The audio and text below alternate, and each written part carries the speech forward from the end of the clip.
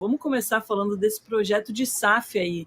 Que pé que tá? Qual a possibilidade disso acontecer? E quem que está apoiando isso dentro do Flamengo?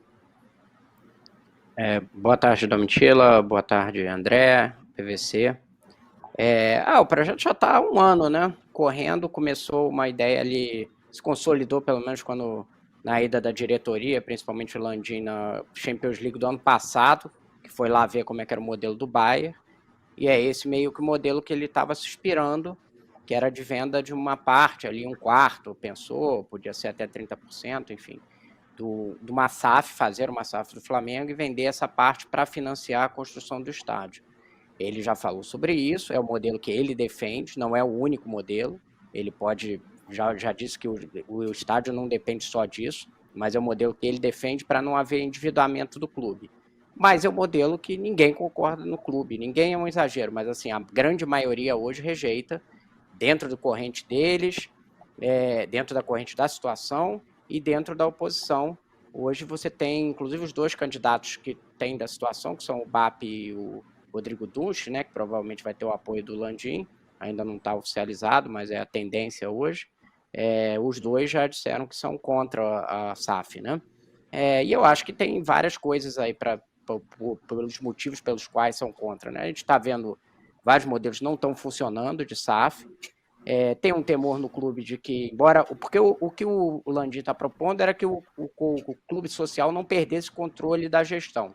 Ele fosse o sócio majoritário e ele mandasse no clube, mandasse no futebol, continuasse, você não ia repassar o futebol para alguém, como acontecer com outros clubes, né? Modelo do Vasco, Cruzeiro, Botafogo, era o Flamengo manter.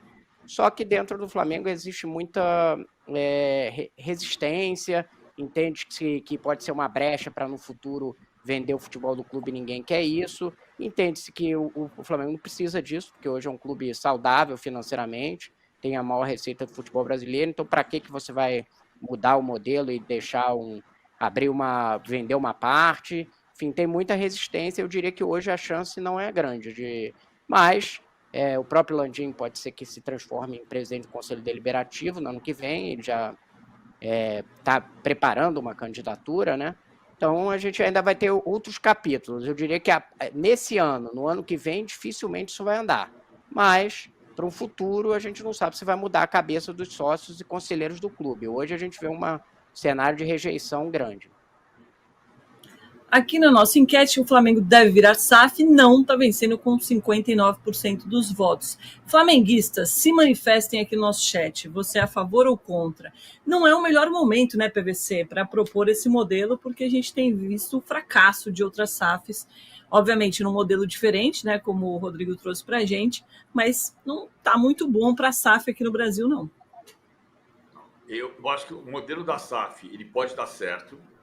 O Flamengo pode entender que a SAF é um modelo para construir o estádio, por exemplo, e deixar o clube social sem fazer parte dessa SAF. Ou pode fazer a SAF com tudo, porque a SAF pode ser um modelo muito vantajoso.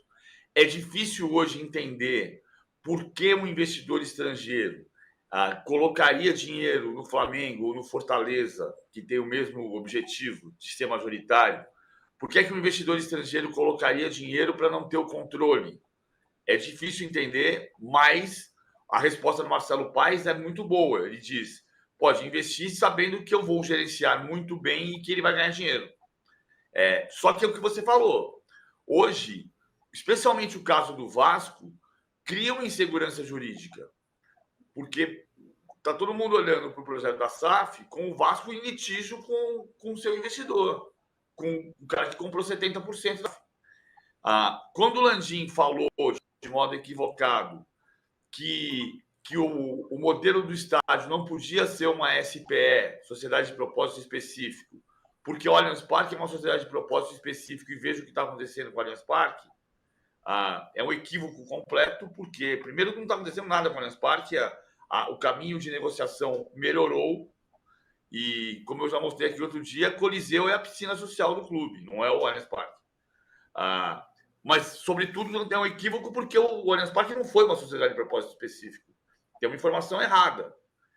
Agora, quando ele compara o modelo do estádio e diz que não pode ser uma SPE, porque o Allianz Parque é uma SPE, sendo que o Allianz Parque não é uma SPE, ele vai ver, ao mesmo tempo, ele pode olhar para o Vasco e dizer assim: veja só, o modelo da SAF não é positivo porque o Vasco está mostrando que não é positivo. O que também não é verdade, porque uma SAF pode ser completamente diferente de outra. Ela pode ser muito, muito bem administrada, assim como o Clube Social do Vasco era uma catástrofe de administração e o Flamengo passou a ser um sucesso de administração nos últimos 10 anos. Então são coisas diferentes. O que eu fico curioso, Rodrigo, é nessa questão da presidência do Conselho Deliberativo. O Estatuto do Flamengo, a gente sabe que dá muita proteção, é muito democrático. Por outro lado, você acha que pode haver uma ideia, uma intenção do Landim ser uma espécie de Mário Celso Petralha no Flamengo? Porque o Petralha mandou no Atlético Paranaense nos últimos 30 anos, sendo ora presidente do Conselho Deliberativo, ora nenhum dos dois. PVC, primeiro, só para voltar no ponto que você colocou, eu acho que a resistência dele não era bem com o formato de SPE, era o formato do Palmeiras dele não ter o controle de quando vai ter jogos, nesse sentido que ele não gostava do modelo. Eu sei, mas é que eu acho que ele estava se referindo... O formato que ele incomodava era o formato dele não ter o controle dos jogos, da agenda, digamos assim, do estádio. Mas aí, indo ao seu ponto de... Sim, tem alguma desconfiança no clube de que esse cargo no Conselho Deliberativo é para ele manter alguma ascendência sobre a presidência do clube. Não dá para cravar isso. Eu acho que está claro que ele quer continuar tendo uma influência nos rumos do clube para o futuro. O Conselho vai decidir várias coisas, entre elas, inclusive, o modelo de como você vai construir um estádio se você conseguir comprar, de fato, o terreno lá do gasômetro. Então, vai ter várias votações importantes lá. Então, ele, sim, em se candidatando, está claro que ele gostaria de ter essa influência. O presidente do Conselho Deliberativo sempre tem um poder sobre o próprio presidente do clube, se ele é um presidente forte. Tipo o Arthur, mal comparando aqui, o Arthur Lira tem sobre o Lula. Porque ele pode tocar processos que incomodem a presidência, mas se fosse eleito um aliado, como é o caso do Dunche de Abranches, teoricamente eles agiriam ali em concordância, né, como aliados e tal, e até com o BAP, que é o outro candidato que também é da situação, pode haver ali uma convivência, porque os dois, embora não tenham possivelmente o apoio, os dois têm uma convivência entre eles, não tem um rompimento. Mas eu acho, concordo contigo, que sim, o presidente do Conselho Deliberativo vai continuar a ter uma influência sobre o futuro do clube. Isso aí está posto, né? Sim. Mal comparando, eu vou fazer um exagero. Eu acho que o Petralha é uma comparação ruim, porque o Petralha tinha um poder quase autoritário sobre o Atlético, né? Independente do cargo que ele tivesse. No Flamengo, você tem que negociar alianças para mandar. Não dá para ser que nem o Petralha, né? Que fazia o que queria dentro do Atlético, né? Sim. Eu só estou colocando a questão do modelo, porque o Petralha, em muitos destes 30 anos, foi presidente do Conselho Deliberativo e não presidente do clube. É diferente. Eu acho que o Petralha, a melhor comparação que eu faço, eu acho o Petralha um Eurico do bem, no sentido de que o Petralha foi um presidente autoritário, porém, como Eurico, só que o Eurico destruiu o patrimônio do Vasco e o Petralha construiu um patrimônio que não existia. E eu não estou defendendo aqui o autoritarismo para que isso funcione. Longe de mim. Acho que o Flamengo tem uma instituição democrática, tem um estatuto democrático que vai se sobrepor a possíveis, em qualquer época, a roubos autoritários. A eleição é muito discutida dentro do clube, né? Você tem que ter apoio de um monte de correntes, negociação. Hoje não consigo ver o Flamengo tendo um cenário de um poder absoluto de ninguém, não. Acho que as pessoas podem ter influência, mas poder absoluto eu acho difícil. Ficou mudo, Domi. Nosso chat, muito obrigado. Paulo Moreira, a SAF... Oi? Não, eu tinha ficado mudo. Estão me ouvindo bem? Agora eu vou... Sim, agora sim. Boa. Paulo Moreira falando aqui, a SAF é só para o estádio. E o Valdemar, flamenguista dizendo que é contra a SAF, pode fazer uma parceria pontual no estádio pronto. Para que SAF? Dividir os lucros? Bizarrice. Não poderia ser feito só essa parceria pontual para o estádio, Rodrigo? Pode, eu acho até que vai ser o caminho mais provável. Aí você vai ter, qual é o custo, né? O custo do estádio que se fala é 1,5 bilhão, 2 bilhões de reais, aí contando o terreno. Talvez você consiga viabilizar o preço do terreno com essa negociação com a prefeitura com potencial construtivo. Aí você vai ter que partir para venda de naming rights, depois você vai ter que vender uma parte das cadeiras, tudo como foi feito em outros estádios, né? Atlético, Palmeiras, e aí é o quanto que você consegue tirar de cada uma dessas partes, e você pode ter parceiros pontuais em cada um desses negócios. Ó, um cara compra tantos camarotes, o outro comprou o naming rights, ou uma empresa banca uma parte da construção. E outro modelo é o Flamengo fazer um financiamento e ele se endividar para poder fazer o estádio, que embora tenha sido no modelo ali Copa do Mundo, como o Corinthians fez. Ele se endividou e fez o estádio e tem controle absoluto sobre o clube, só que tem uma dívida grande para pagar, né?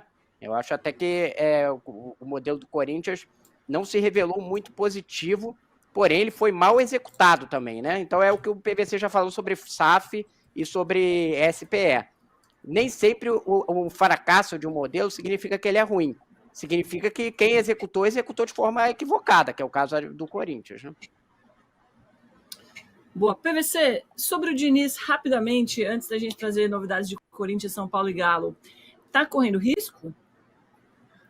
Eu acho que a soma de resultados ruins vai levar a risco, mas o Mário Bittencourt, ele se orgulha muito e repete várias vezes que ele não dirige pela arquibancada. Isso tem de fato acontecido. Ele não tem tomado decisões motivadas pelas pressões externas. Então, eu entendo que, claro que a sucessão, se o Fluminense perde para o Cruzeiro, vira rodada em último lugar, isso vai criar pressão cada vez maior. Mas ainda percebo que o presidente do Fluminense acredita que o trabalho vai virar e que a crise do Fluminense tem a ver com o atraso da programação pelo Mundial do ano passado e com as lesões na pré-temporada, que o time não conseguiu chegar no nível físico suficiente para executar o jogo do Diniz no ano passado. E não que a crise tenha a ver com o esgotamento da relação do Diniz com o elenco. Então, ainda acho que vai ter sobrevida. Não dá para cravar que vai ter sobrevida. Mas eu interpreto, nesse momento, que o trabalho vai continuar. Mas, Rodrigo, última pergunta para a gente se despedir. Você que está aí pertinho, você sente que ele ainda tem o controle do vestiário ou está desgastada essa relação? Olha, depois daquelas manifestações lá do Felipe Melo empurrando o assessor do Atlético Goianiense, também do Guga dando aquele piti no banco, o Diniz não puniu ninguém, né? Então, na verdade, ele tá dentro do negócio. Acho que os jogadores confiam nele, né? Ele tá, inclusive, passando pano para coisas que estão acontecendo ali dentro que foram meio descabidas, né? No banco de reservas. Então, acho que sim, acho que compram muito a ideia dele e o elenco. Agora tem que ver quanto isso é positivo para o time, né? Para o que está acontecendo em campo. Mas concordo com o PVC, eu acho que o Mário vai levar até o último limite. Se lembrar, a última vez que caiu o Diniz no Fluminense, ele estava numa situação também, zona de rebaixamento, e ele não tinha sido campeão da Libertadores, né? Ele não tinha as costas largas como tem hoje. Acho que o Mário vai levar, o quanto der, ele vai levar. Eu acho que só vai ter uma ameaça real para o Diniz se a situação se tornar insustentável. Foi aquele jogo do Rodrigo CSA. Matos, muito obrigada. Valeu, Domi. Valeu, PVC. Valeu, Hernan. Estamos sempre aí à disposição. Um abraço.